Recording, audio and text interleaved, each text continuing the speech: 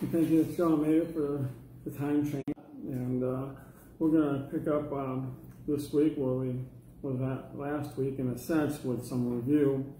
And there was some confusion, I believe, last week. And so if there's any questions at any point, or anything that I say doesn't sound right, or whatever the case is, raise your hand. We'll address it at that point. Feel free to speak up. If you don't hear from me clearly, then go ahead. You won't be able to stay. Yeah, I'm sorry about that. Can't go over the fire. Yeah, we're getting pretty late to start. So we're going to start with, we're talking about, because of Easter coming up, time of crucifixion, which most people are confused about, and most religions actually disagree with Jesus about. And so we're going to look at that first question in review. How many days and how many nights did Jesus say he would be in the tomb? 3 days. 3 days and 3 nights, exactly. So anything that disagrees with 3 days and 3 nights is disagreeing with Jesus himself. We see that in Matthew 12:40. We're not going to look all these verses up. We went to that last week. So, but there's some confusion. There's no doubt there's a lot of confusion. Most people are confused about these things. You can find all the answers right here. It addresses all the questions in that chapter in my book. And it addresses all the misconcepts and where the confusion comes in. And the fact that all 4 Gospels support exactly what Jesus just said. It'd be 3 days and 3 nights in the tomb. The first thing we want to do is know that there's a Jewish time clock. That's different than the Gentile time clock. It's still that way today. So to understand some of the confusion and some of the things, when does the Jewish day start with? Sundown is right, and it still starts that way today. So if they're talking about Passover, and they celebrate Passover, they don't celebrate Passover like we do as far as our daytime situation. They celebrate Passover at nightfall. That begins their Passover at sundown. The year Jesus was crucified, Passover was on Thursday. And so sundown Thursday, which would be our Wednesday night, begins their Passover. And we're going to get into some of those things, try to make everything clear about all these things. All the Bible supports this, Old and New Testament both. And but to understand these things, a lot of people are confused because during this time frame, it would be one day Jewish day and another day Gentile day, because our clock doesn't change, even though it just changed today, last night. But generally speaking, midnight's the middle of the night. And so that's when we change our day, is at midnight. They change their day at sundown. So at one point, it's both days. It's both a Jewish day and a different day for a Gentile day. So to keep that in mind, because it will affect your understanding of the Gospels. Because they use different clocks sometimes. And it will affect our understanding of when the events took place, such as we're hoping to get to in this class, when the Lord's Supper took place. Exactly. We discussed that a little bit last week. We discussed some of the mistranslations last week in many of the popular Bibles, how they mistranslate things that are not according to the original language or the King James or more accurate Bibles. And so they make liberties according to their own traditions and rate them as if they're true.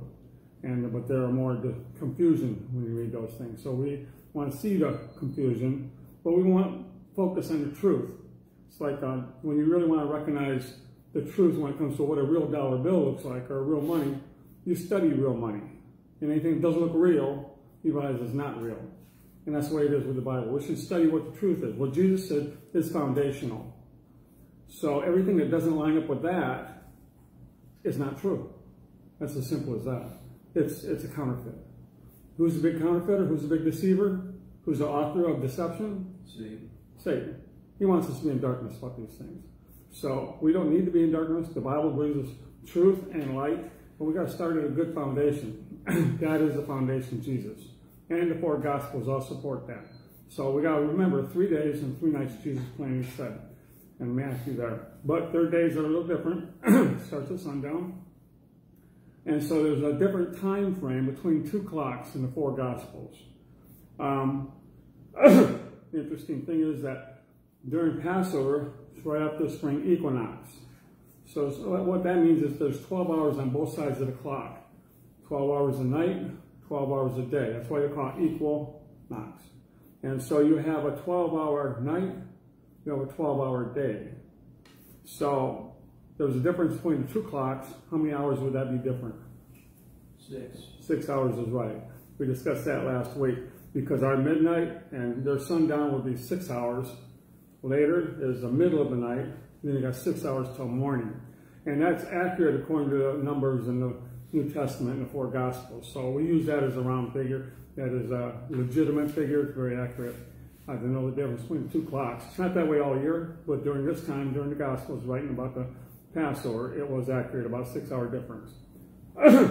What 2 things do the Jewish people do on the final preparation day before the Passover? 2 things that they do. This also confuses people to one thing, but what is 2 of them? Anybody remember? Do they rid the house of yeast? That's right, rid the house of yeast or leaven. I'll take all the leaven out of the house. So that they only had unleavened bread. Excuse me, that was according to the Old Testament. And written down. Excuse me. I'm having a little hard time talking and got issues. But nevertheless, that was the one thing they did. And that's why sometimes it's referred to, and even in some Bibles, they refer to this as the first day of unleavened bread. Because they started eating unleavened bread, they got all the leaven out of the house. Leaven represents sin.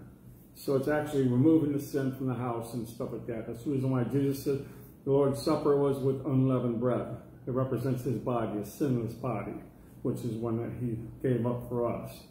So that's one thing they did. What's the second thing they did on this final preparation day? Which would be actually on this year, it would be Wednesday. Thursday was Passover, so this will all be done on Wednesday. They got all the yeast out, leaven. What else? Did they slaughter the lamb? Yeah, they did. At the end of that preparation day, they killed the Passover lamb. So, that's the 2 main things they did on this final preparation day. There was more preparation days, but this is the last one. Excuse me.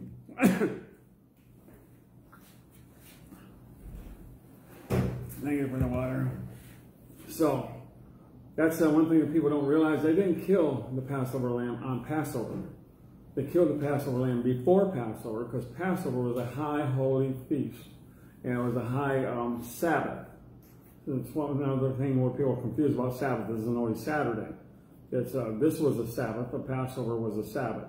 They weren't supposed to do work on that day, so they did the work before that day. Right at the end, where the day transitions in the evening, and they had that Passover meal in the evening after that day started. Okay. So on the Jewish calendar, what day does... Excuse me. Hopefully you can get through this without... No. Thanks. What day does a high Sabbath of Passover fall on every single year on the Jewish calendar? Anybody remember that? Thursday? No, it could be a different day. But on year 30, well, actually, year 30 is the only day it would have fell on Thursday. That's another thing that locks in year 30 as being the day of the year of the crucifixion. Some people have different ideas. There's always different ideas. Because the devil, the only thing he can do to distract people from the truth is surround it with deceptions and decoys. Therefore, the truth is always surrounded with false statements, false ideas, false traditions, because that's the devil's doing. That's how he works, in order to distract us from the truth. But Thursday was on year 30, not 33. He wasn't killed on 33. He didn't have crucifixion on 33. 30 is perfect for everything that lines up, including the 40 years later when the temple was removed. But bottom line, which was in 70 AD, historically it's perfect, and biblically it's perfect. So, no, it's 14th day of Nisan. It's 14th day on their calendar. So every year, whatever day that 14th day falls on, that is Passover. And so what was on the 15th day, the day after Passover? So Passover this year was Thursday. So what would be on Good Friday every year for the Jewish people? Sabbath. What would be the next day after this Passover? It was always on the 15th day. Special day. On the 15th day was the Feast of Unleavened Bread. Now, that's a holy Feast of Unleavened Bread, and that's where another confusion comes in, because For one, what does the Passover represent? Whenever they put the stuff on the blood on them. Blood on the doorpost. Right? And it's the death angel that passed over. That's why it's got its name, Passover. And that's the final plague in Egypt that allowed the Israelites to come out. The Pharaoh said, that's it. I'm letting you go. I can't handle this no more. He lost his firstborn son, as well as everybody else in the nation didn't have the blood on the door. So that's why it's called Passover. It's the deliverance time. It happened at midnight, Passover, actually. And it was on the 14th day of Nisan. Nisan is a Jewish month. I mean, it's pronounced that wrong, but it's basically Nisan. And it was actually had it changed in the Jewish, they call it Adar or something like that at one point. But anyways, bottom line is, it's on the 14th day every single year. No matter what day that falls on, it's the 14th. Now on the 15th, what did they do the next day after Passover? That's when they left Egypt. Oh.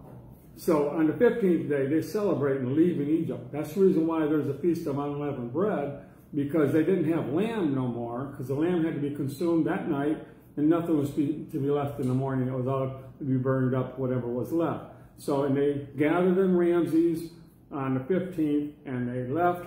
They had the 14th. The 14th starts at night, so they had all night for the Passover. In the morning of the 14th, for the day, they was gathering their stuff out of their houses, going to Ramses. Then on the 15th, the night of the 15th, they slept and got ready for the big trip. Then on the day of the 15th, they were organized and they marched their way out.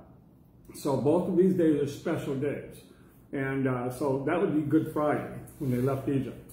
And so we're going to look at two things regarding these 2 days. These are always the same every single year. And always you leave Egypt after the Passover, right? You don't leave Egypt before the Passover, right? Right. So that's the reason why, if you think things through, you realize the Feast of Unleavened Bread wouldn't happen before the Passover, as some people assume, and it does seem to indicate that. That's the feast where they're not even really a feast, but they just start eating unleavened bread. And they say the first feast of unleavened bread. But the Feast of Unleavened Bread, the holy one, is to celebrate leaving Egypt, which always follows the Passover. It's like, that's just basic stuff. And so let's look at Leviticus 23:5. These are, keep in mind, to prove not only Jesus is right, but our traditions don't even add up or make sense. Because the Jewish people wouldn't be putting people on crosses during this holy feast, right after the Passover, celebrating them leaving Egypt, which is considered Good Friday. Now, it's okay to say we celebrate Jesus' death on Good Friday, but it's a lie to say that Jesus died on Friday. That's from the devil. That's basic out there, and that's proven in the Bible. You read the book, you see it's clear, and it confuses people, because there's no 3 days and 3 nights between Friday and Sunday, and it's Friday night when they put him in the tomb Sunday morning. There's no 3 days and 3 nights there. So therefore, you make a choice. You either agree with Jesus, or you agree with popular traditions. If we want to walk in the light and truth, we'll find that Jesus has everything is accurate and makes sense. And everything else will be proven wrong sooner or later. And that's part of the next Great Awakening. All these things will be commonly understood then. They're not understood yet. Leviticus 23:5. Let's go ahead and read that. In the 14th day of the first month at even is the Lord's Passover. Okay, let's read 6 now. And on the 15th day of the same month is the feast of unleavened bread unto the Lord. 7 days you must eat unleavened bread. Okay, so the feast of unleavened bread followed the Passover, and talked about 14th and 15th, and measured out those 2 days. Let's look at Numbers 28:16. This is really basic stuff, but we go through it every year in our Christian churches. Where we're going? Numbers 28:16. If we can't get these basics right, it's not likely we're going to go really deeper correctly. Prophecies are skewed, and we get into all those things in the book. How God has plans before he comes back. And he's mentioned those plans. And one of the next things is the Great Awakening, and where people are unified in truth. It's never happened before in history. I'm talking about the people of the church, God's body. It's never happened in history. There's been divisions, and just like this, people disagreeing with God himself and his word and with Jesus throughout history. And putting the traditions first. Actually, Jesus addresses that multiple times. Numbers 28:16, go ahead. And in the 14th day of the first month is the Passover of the Lord. And in the, that's 16. Go ahead and go to the next verse. And in the 15th day of this month is the feast. 7 days shall unleavened bread be eaten. Okay, so there again, it's a backup. It's always good to have a backup. And so these are the 2 days. That would be Thursday, Passover, Friday, Feast of Unleavened Bread. So we already talked about what they commemorate. And we're going to talk about the Last Supper. So in reality, the Last Supper began at the very beginning of this final preparation day. The Last Supper technically would be our Tuesday night around 7 o'clock, because that is their final preparation day. So Last Supper was on preparation day, starting after dark, it talks about. And we know that Jesus spent the Last Supper where he gathered with his disciples. Judas was there. He left. And we already read the 2 verses showing the Last Supper with Jesus was before the Passover. See, that's another misconception people have. They think that Jesus had the Last Supper at the time of the Passover. Well, for one, there's no lamb in the Last Supper, no mention of it. And he was introducing a new covenant, a new lamb, new everything, and a new Passover. That's what the Last Supper was all about. And it happened before the Jewish Passover.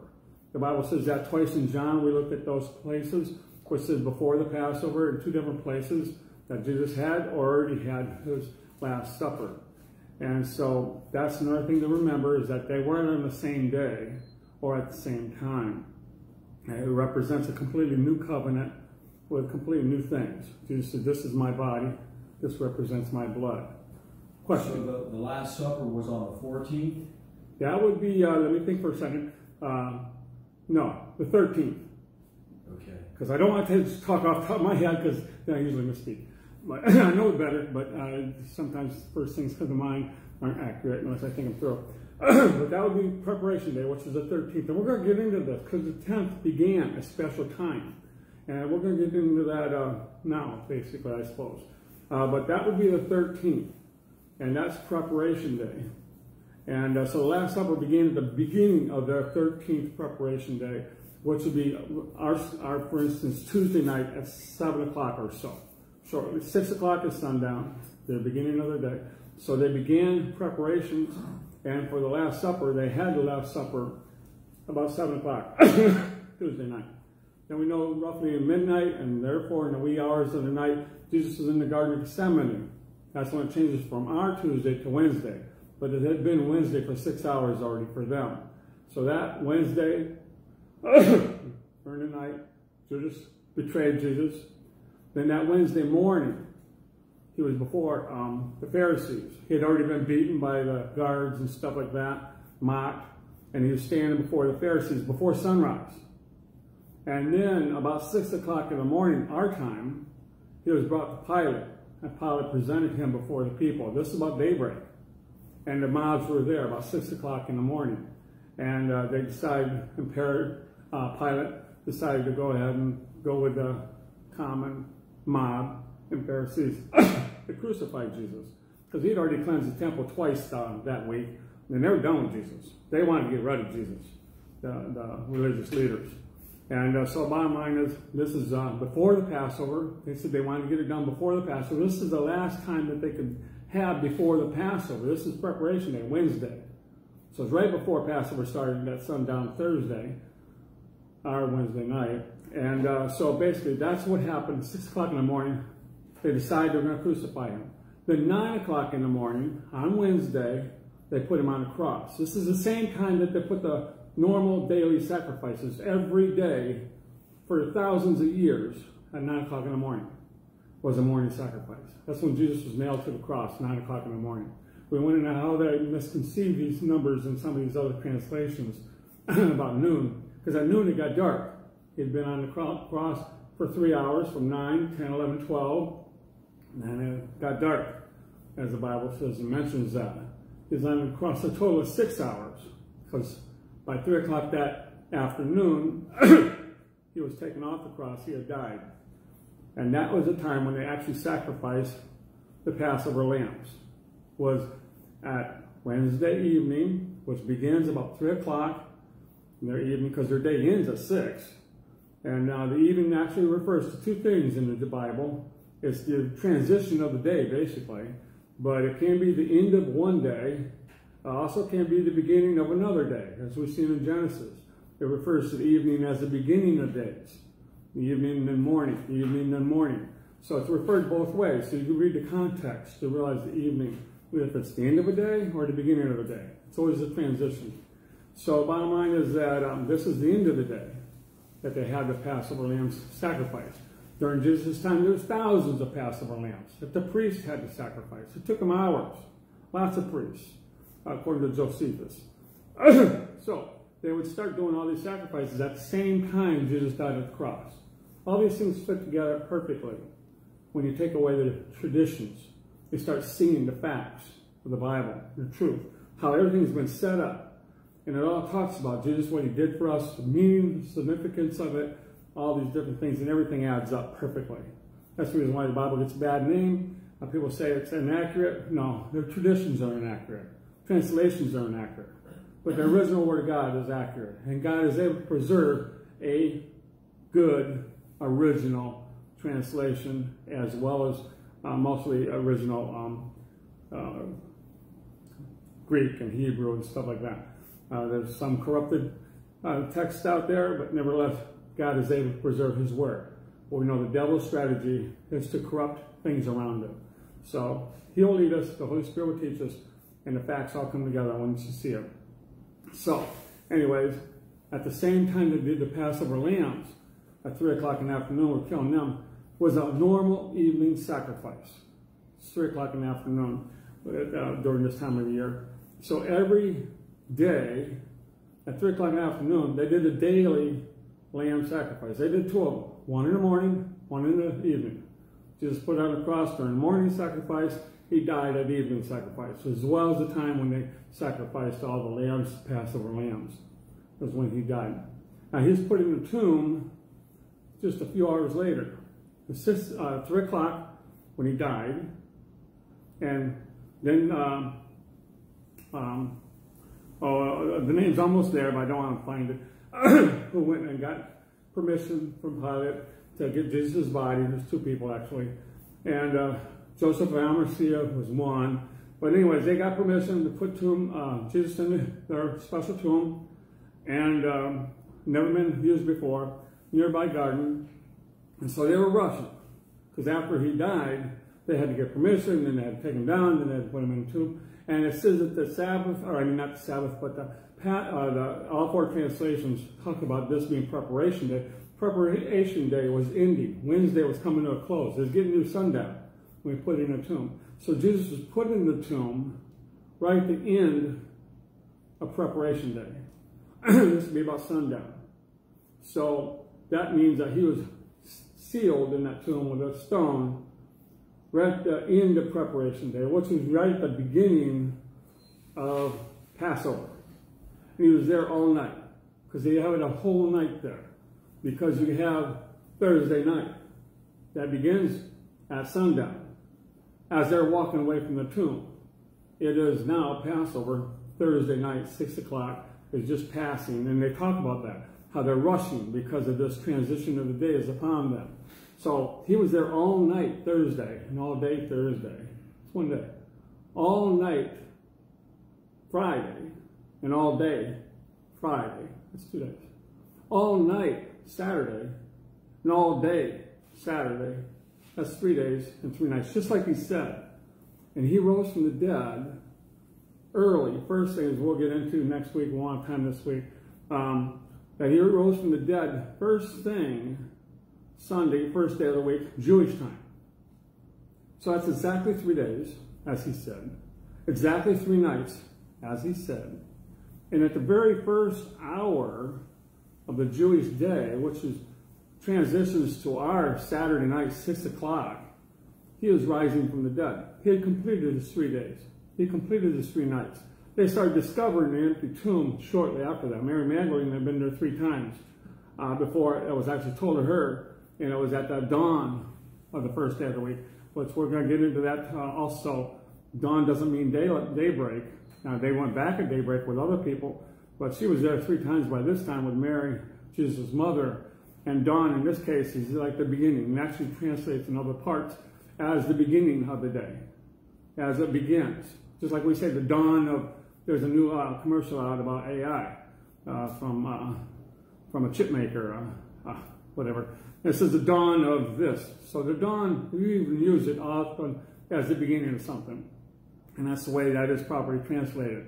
It's the beginning of the transition to the first day of the week. They couldn't go there before that because the Passover is a high Sabbath. So they wasn't going to go to do anything at the tomb that day. And then that would be Thursday.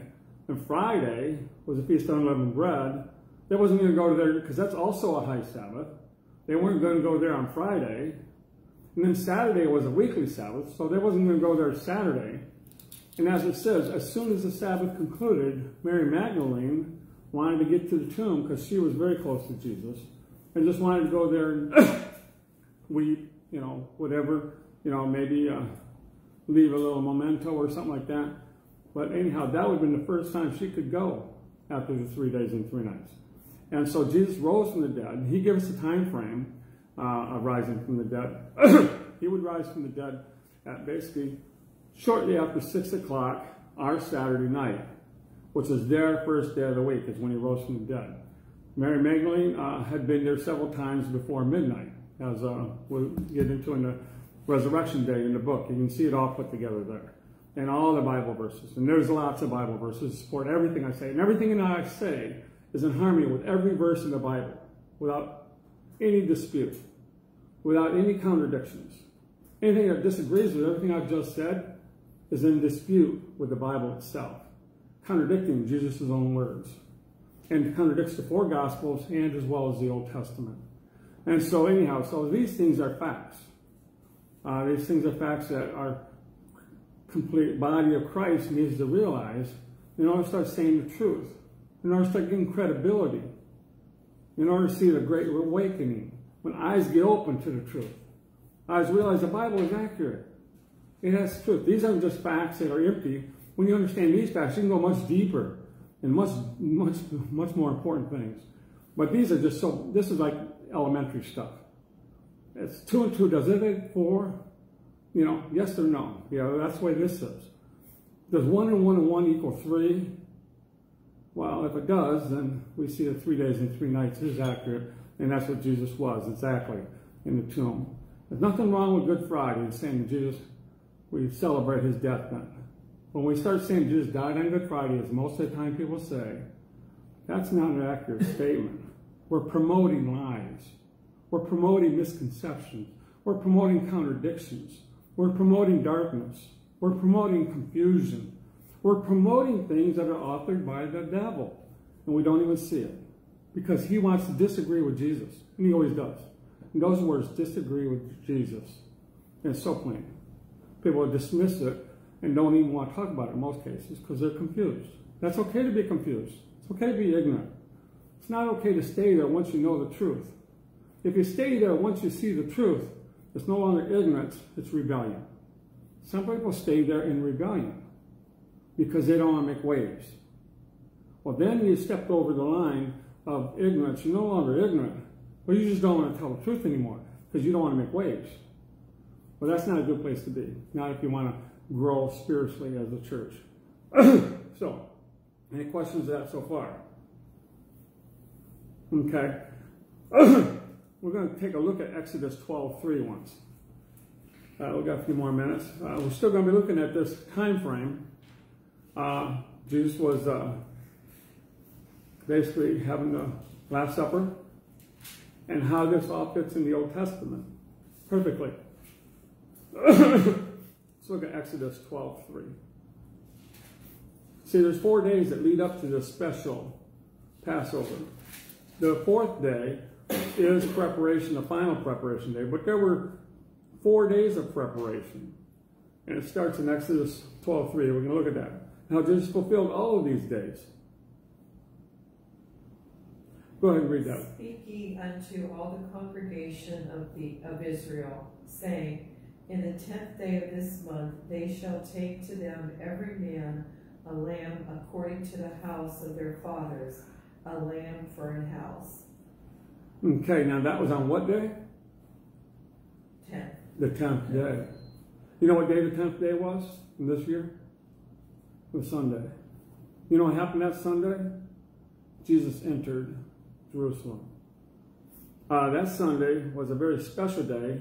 We call it Palm Sunday. You ever heard of Palm Sunday? Well, that was the day, and that was the 10th day that the Lamb entered Jerusalem. Just like they brought the Lamb into the house. These all fit together perfectly. It's amazing. All the pictures that are there when we wipe away the traditions and take away all the deceptions. And but the bottom line is this was the 10th day. And that's what Jesus was doing on the colt coming into Jerusalem on this day. It was the day that they brought the lamb to the house every year. This happened every year. This was a regular thing, but it particularly happened on the first year. And this is referring to the first time when they did. That's a little different because they did it in their own houses then instead of going to the temple. There was no temple yet. When the temple was there, then they did it at Jerusalem. They had to go to Jerusalem and participate in the temple events. Let's take a look at Exodus 12:6. So question? Today's the 10th. Is today the 10th? Today's the 10th. Yes. Well, that's true. Today is the 10th, and a good point. That's interesting. You'll see that. And that's interesting. Now, this isn't actually, obviously, it's not Palm Sunday today. Although, see, their month and year is different than our month and year. Yeah, well, isn't it Nisan and there's another month, a Jewish month in there too. That's Nisan, Avi, and Avi. That's what it used to be called. And then it became called, that was Avi, and then they called it Nisan afterwards, later. So it had a name change. That's another thing that confuses people. But that is the Jewish calendar. And their calendar actually starts in Genesis, at Adam, at the birth of Adam, creation of Adam, I should say. And Adam, how old he was, and all the begats. Their calendar all the way through Genesis is adding up all those begats. And right now, their calendar is about 100 years, a little bit more than 100 years short of year 6,000. The completion of the 6th millennium. And after that, we'll start the 7th millennium when Jesus comes back to rule and reign for 1,000 years. That's more Bible prophecies that people don't really realize, that we have plenty of time. The end of the world is not about to happen, and Jesus predicted things that happen that haven't fulfilled yet. Prophecies aren't fulfilled, even though they claim they are. But just like this, they misidentified the fig tree, they misidentified Jesus' prayer, and many other things. Fig tree actually is the temple, not the nation of Israel, and the temple is not here yet. So that generation hasn't started yet, and that's a 120-year generation length. We went into that in other classes when it does start. Not that it'll last a whole 120 years, but God has plenty of time. But an interesting thing is that you just brought up, today being the 10th of our month of March, and but we're talking about the Jewish 10th, because otherwise Passover would be 4 days. We know that Passover, I don't even know when Passover is this year. It's a different time than I didn't look it up, than Easter. It's often on a different week. Once in a while it's very similar because they rate them at 2 different time frames. There's Passover is always at the calendar day of the 14th. Our Easter's always the first Sunday after the spring equinox, the full moon after the spring equinox. So you have spring equinox, then you have a full moon, and then that Sunday's Easter. So that varies, and that's why they're different on different weeks sometimes. Just a little background on that. So it's interesting, today's the 10th, but today wouldn't be the time when Jesus entered I want to stay with your calendar there. Sure. Exodus 12:1. Yeah. It says, the Lord said to Moses and Aaron in Egypt, this month is to be for you the first month of your year. You talk about Nisan and that being a month.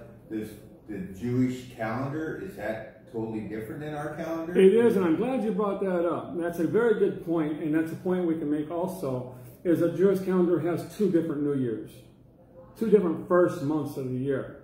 Rosh Hashanah, around our 7th month, is the Jewish New Year. That was their traditional New Year because they believed that was the time when Adam was actually created. And they come from that. So that is their secular calendar. Then Moses was told to make a religious calendar. And he says, on this calendar, this will be the first day of the month. And so it's 7 months earlier. And so they have 2 different calendars in a sense. So it could be different years at a certain time of the year, just like different days at a certain time on the clock. So that's what confuses people. Well, once you understand a few of the basics and understand what does add up and what doesn't add up, then it all becomes very clear. But it's a good point that this was actually changed by God, told to Moses, this will be the first month. It was the month of Adar, I think they called it, or the month of Nisan, that later to be called. During Esther's time, I believe it was changed. The bottom line is, the same month was the first month of the year. And that was when Passover was going to happen. And that all started during Moses' time. So this is a whole new segment that kind of gets away from Adam's creation to the Passover, which actually will later represent Jesus, the Lamb of God. And so basically it's all kind of pointing and changing a little bit as time progresses. But that is still true today. There's 2 different New Years. There's a traditional Jewish New Year for them, and they don't really call this a New Year, Passover, but it is their first month. So their New Year is on the 7th month, which doesn't make sense unless you understand that. Well, that's why.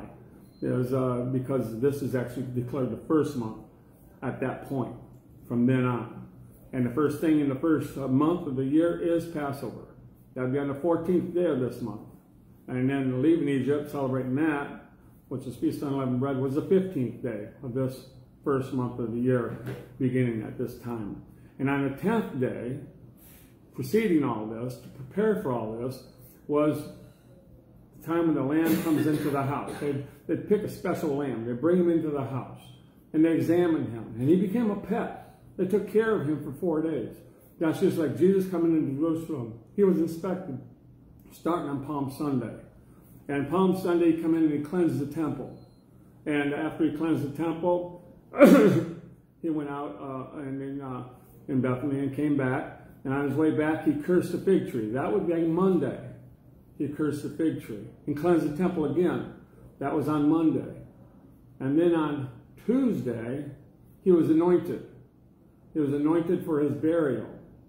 And Judas made a deal with the priest on Tuesday to betray Jesus.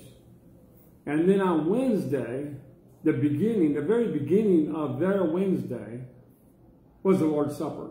He got together with his disciples, including Jesus, at the Lord's Supper at the upper room, and that began the final preparation day. That would be our Tuesday night, after dark, say 7 o'clock, because the spring equinox we talked about. So that's when the Lord's Supper took place. It was on the 13th day. And then throughout that day, it was a very eventful day. No sleep. Jesus got no sleep. And he had the Lord's Supper, first moments of preparation day, the 13th, which was Wednesday, our Tuesday night, their Wednesday, beginning of that Wednesday for them, at the end of our Tuesday, basically, until after midnight. He was in the garden, like I said, and then in the morning he came, and that would be Wednesday morning, sunrise. He was before Pilate, already been beaten and everything by the priests and the guards and stuff like that. You know, he was accused and different things. And then he was put on the cross that Wednesday at 9 o'clock. And he was there for 6 hours on the cross until 3 o'clock. Then he was put in the tomb by 6 o'clock Wednesday. Both their Wednesday and our Wednesday, but it transitions right after that to their Passover, Thursday, which begins the 3 nights and 3 days that we talked about. So everything lines up perfectly, and Jesus was actually there fulfilling that moment when the Lamb comes into the house on Palm Sunday. That's one thing we got accurate, is Palm Sunday. But the bottom line is what's often not on the 10th of Adar or Nisan, as it would be 4 days before the Passover. And but still we celebrate Palm Sunday. That's a good thing to celebrate. That's when Jesus came in. They put palm leaves down on the ground before him. and different things along that line. Anything, questions on that so far? You know, we're out of time. But let's read Exodus. You start Exodus 12:6.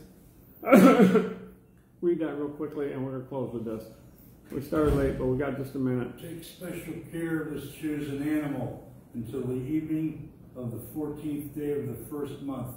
Okay, that's not a good translation. Let's go ahead and read King James, because this is until the evening, and once again, they got screwed up.